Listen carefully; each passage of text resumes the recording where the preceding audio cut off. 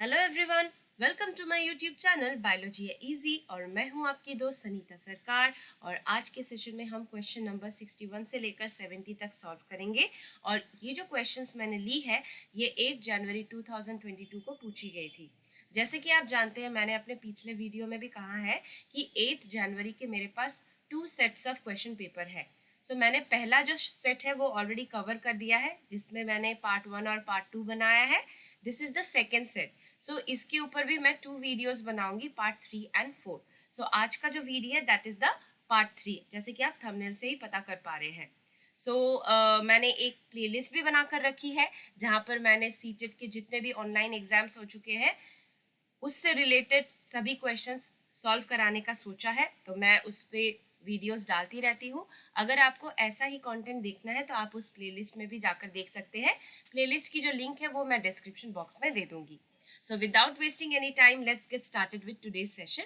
Question number 61 में कहा गया है, consider the following sets of reaction.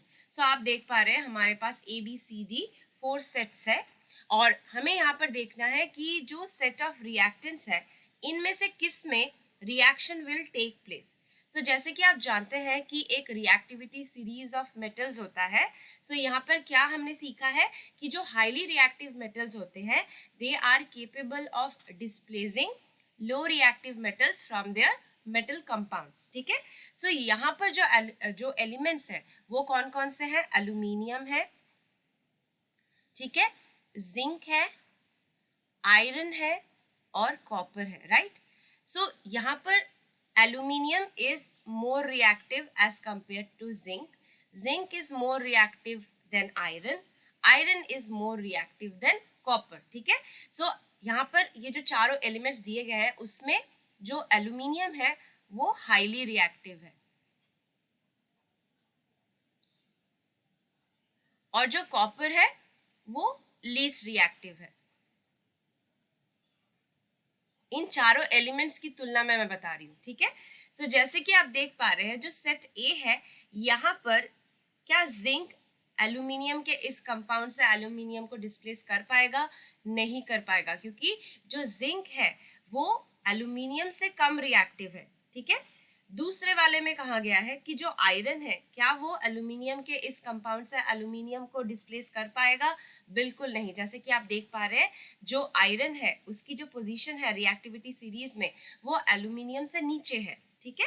अब जो सेट सी है यहाँ पर कहा गया है क्या कॉपर सल्फेट से कॉपर को आयरन डिस्प्लेस कर पाएगा? यस, क्योंकि देखिए जो आयरन की पोजीशन है वो कॉपर के ऊपर है, मतलब iron is more reactive than copper, तो ये वाला तो होगा। और जो डी कह रहा है, डी में कहा गया है कि क्या जिंक कॉपर सल्फेट से कॉपर को डिस्प्लेस कर पाएगा? यस। क्यों? क्योंकि देखिए जो जिंक है वो भी कॉपर से ऊपर सिचुएटेड है रिएक्टिविटी सीरीज में। सो उस बेसिस पे हमारा जो सही आंसर बनता है यहाँ पर वो है सी एंड डी, क्योंकि हमसे पूछा गया है कि कहाँ पर रिएक्शन टेक प्लेस करेगा। सो हम देख पा रहे हैं कि जो सी है और जो डी है यहीं पर रिएक्शन हो पाएगी। ओके। सो बढ़ते हैं अपने नेक्स्ट क्वेश्चन की ओर, जो कि है question number 62।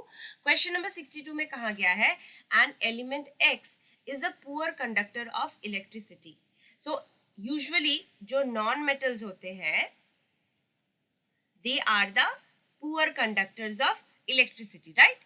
It burns in oxygen to produce a gas which dissolves in water and the solution turns blue litmus paper red. So blue litmus paper red कब होता है? जब कोई acidic solution हो या substance हो, right? The element X is, so हमको यहाँ पर 3 हिंट दी गई है। क्या हिंट दिया गया है?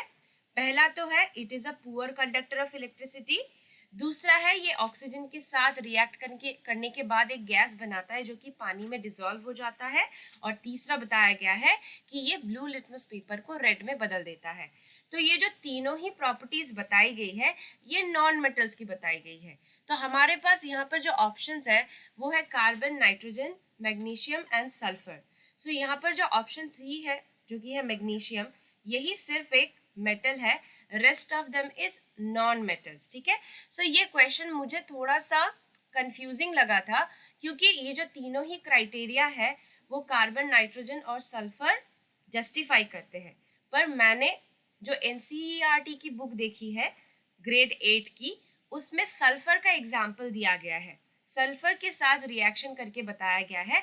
सो उस बेसिस पे मैं ऑप्शन 4 को करेक्ट कहूंगी, और इसका एक्सप्लेनेशन मैंने यहाँ पर दिया हुआ है, जैसे कि आप देख पा रहे हैं कि sulphur it is a non metal, okay, that's why it is a poor conductor of electricity. जो नॉन मेटल्स होते हैं उनमें फ्री इलेक्ट्रॉन्स ना होने के कारण they are the poor conductor of electricity.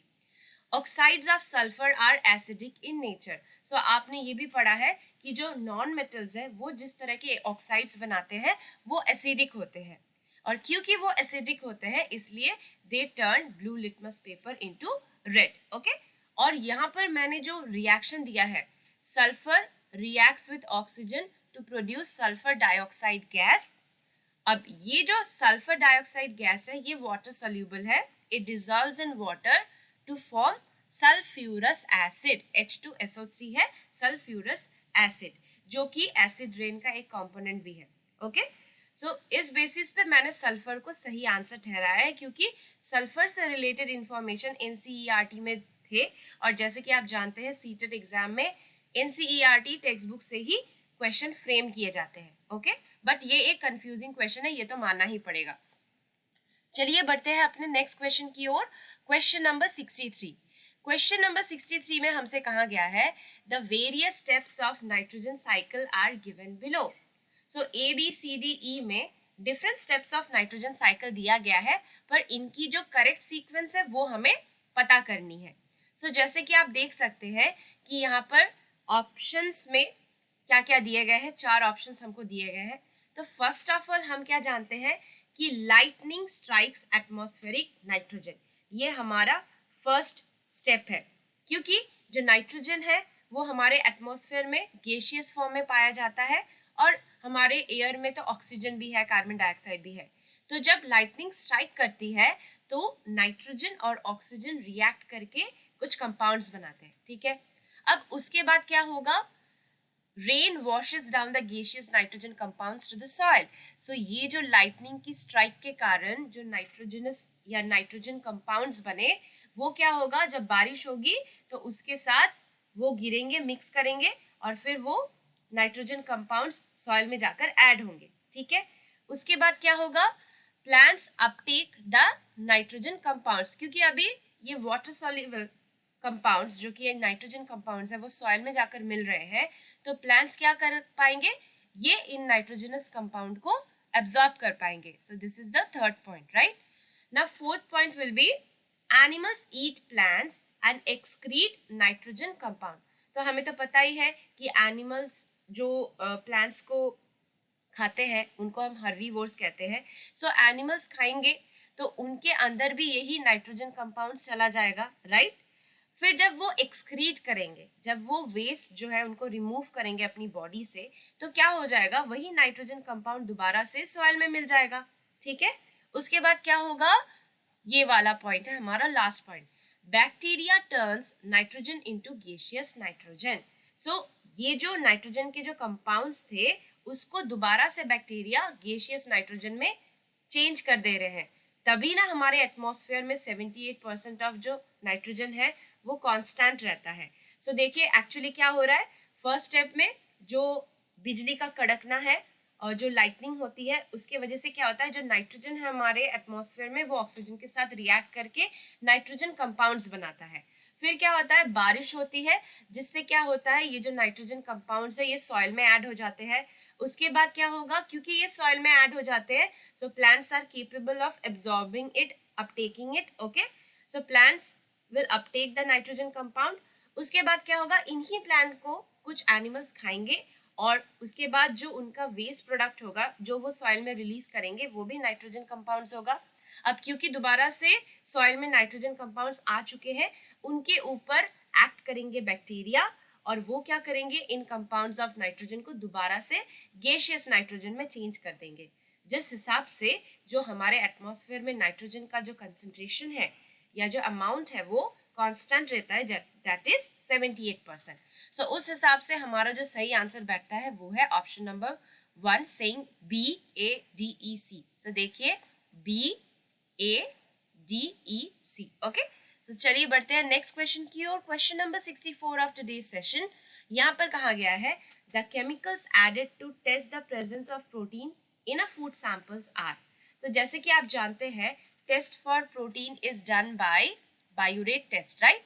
सो इसके लिए हमें क्या करना होता है, हमें फूड सैंपल लेना होता है, फिर उसमें 2 drops of copper sulphate add करना होता है and 10 drops of caustic soda add करना होता है.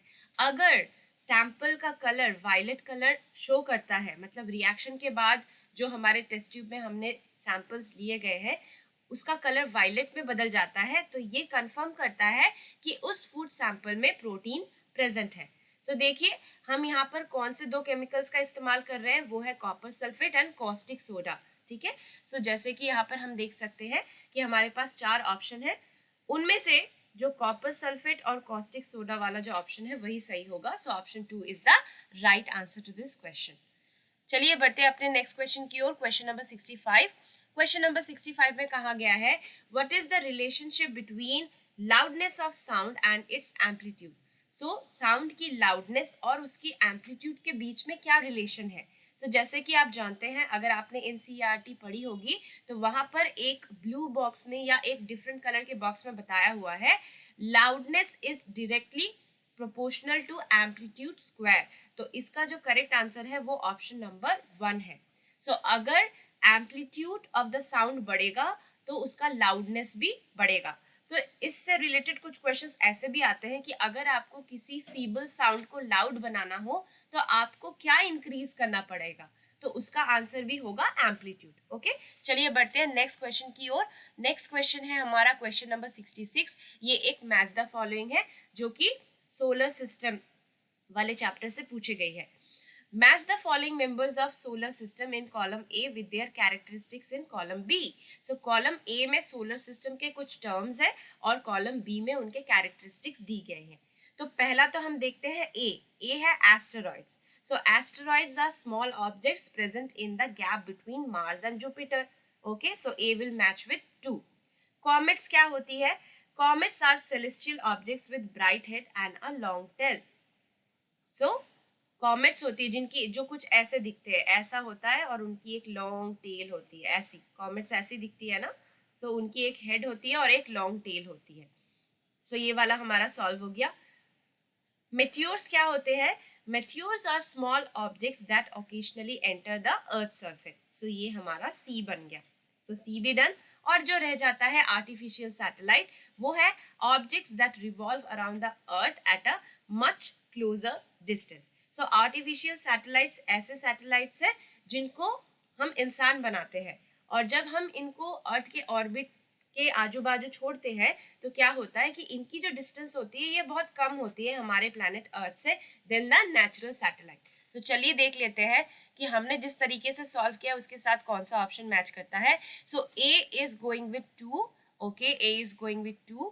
B is going with 4. सो हमारे पास यहाँ पर B1 है तो हम ये वाला देखेंगे. This is the correct answer. A with 2, B with 4, C with 1, okay, and D with 3.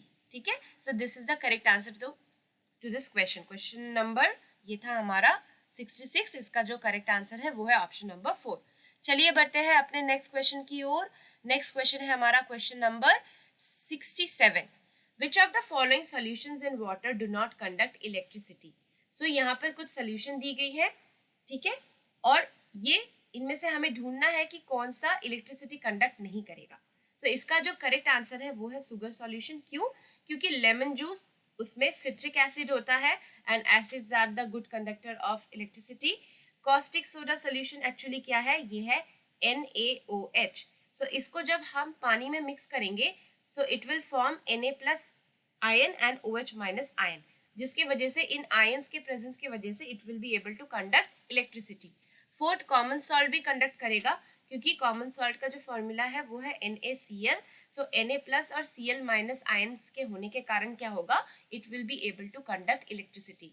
पर जो सुगर सॉल्यूशन है ये कोई भी आयन फॉर्म नहीं करता है, जिस वजह से it will not be able to conduct electricity. Okay. तो चलिए बढ़ते हैं अपने नेक्स्ट क्वेश्चन की ओर. Question number 68. ये एक न्यूमेरिकल है. सो देखिए क्या दिया गया है. The odometer of a bus reads 4,000 kilometer at the starting point from Delhi and 4,150 kilometer on reaching its destination in 3 hours.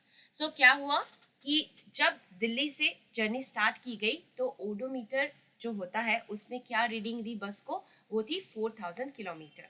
और जब वो फाइनल डेस्टिनेशन पहुंच गया वो बस, तब ओडोमीटर की रीडिंग थी 4,150 किलोमीटर। और ये पूरी जर्नी कंप्लीट करने में उनको 3 आवर्स लगा। सो हमें average speed of the bus निकालना है। तो ये तो हम यूं ही नहीं निकाल सकते, इसके लिए हमें इसे सॉल्व करना पड़ेगा। सो चलिए बढ़ते हैं अपने क्वेश्चन की ओर और इसका एक्सप्लेनेशन देखते हैं। So odometer reading at the start is 4,000 kilometre, odometer reading at the end is 4,150 kilometre.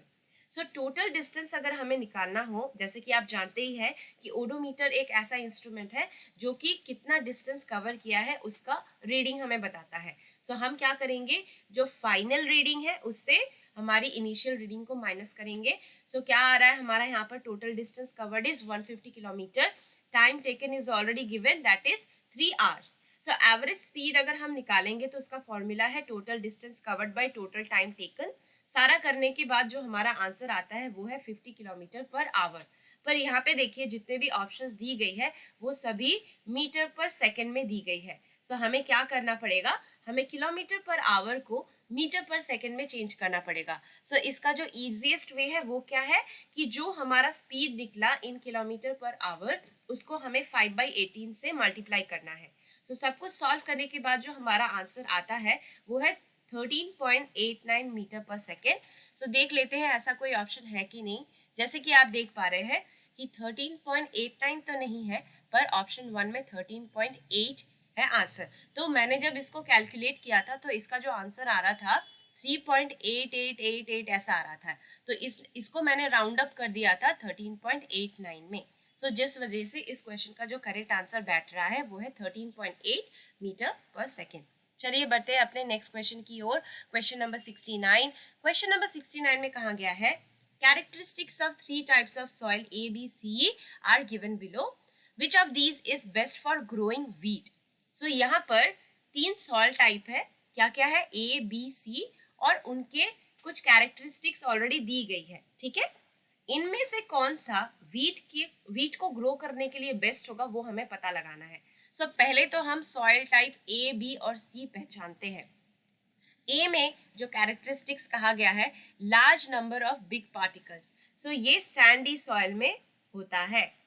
Sandy soil is made up of large number of big particles.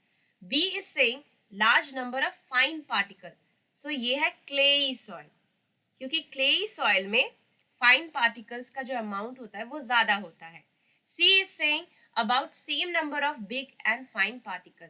So ये है लोमी सॉइल, ठीक है, ये है लोमी सॉइल, क्योंकि loamy soil में जो amount of big particles और जो अमाउंट ऑफ फाइन पार्टिकल्स है वो इक्वल होता है, ठीक है। अब देखिए सैंडी सॉइल की वाटर रिटेनिंग प्रॉपर्टी लो है, ठीक है, क्लेई सॉइल की हाई है और लोमी सॉइल की मॉडरेट है। तो जैसे कि आप जानते हैं वीट को ग्रो करने के लिए हमें किस टाइप की सॉइल चाहिए होती है, लोमी एंड क्लेई। सो इसका जो करेक्ट आंसर होगा वो है option number 3 saying B and C, क्योंकि यहाँ पर आप देख सकते हैं मैंने एक्सप्लेनेशन में भी लिखा हुआ है कि clayey and loamy soil are suitable for growing wheat. So हमारा क्लेई और लोमी सॉइल कौन कौन से टाइप बता रहा है, soil type B and soil type C। सो जिस वजह से इसका जो करेक्ट आंसर है वो है B and C, which is saying option 3 is the correct answer. चलिए बढ़ते हैं आज के सेशन की लास्ट क्वेश्चन की ओर। क्वेश्चन नंबर 70 भी एक मैच द फॉलोइंग है। यहाँ पर हमें क्या करना पड़ेगा, different organisms respire through different organs. So हर एक ऑर्गेनिज्म का अलग अलग रेस्पिरेटरी ऑर्गन होता है। Match the following organisms in column A with their organs of respiration in column B. So column A में हमको ऑर्गेनिजम्स के नाम दिए गए हैं और कॉलम बी में ऑर्गन्स ऑफ रेस्पिरेशन दिए गए हैं, तो इन्हें हमें मैच करना है। सो देख लेते हैं। पहला हम क्या करेंगे, पहले हम डी से स्टार्ट करेंगे क्योंकि फिश को इजीली आइडेंटिफाई कर पाते हैं उसका जो रेस्पिरेटरी ऑर्गन है। So D will go with gills, okay. Cockroach एक इंसेक्ट है तो उनमें ट्रैकियल सिस्टम होते हैं, ट्रैकियल ट्यूब्स होते हैं, स्पाइरकल होते हैं। सो सी विल गो विथ 2, ओके। अब आ जाते हैं हमारे अर्थवर्म और फ्रॉग पे। सो अर्थवर्म की मॉइस्ट स्किन होती है, सो बी जाएगा हमारे 3 के साथ।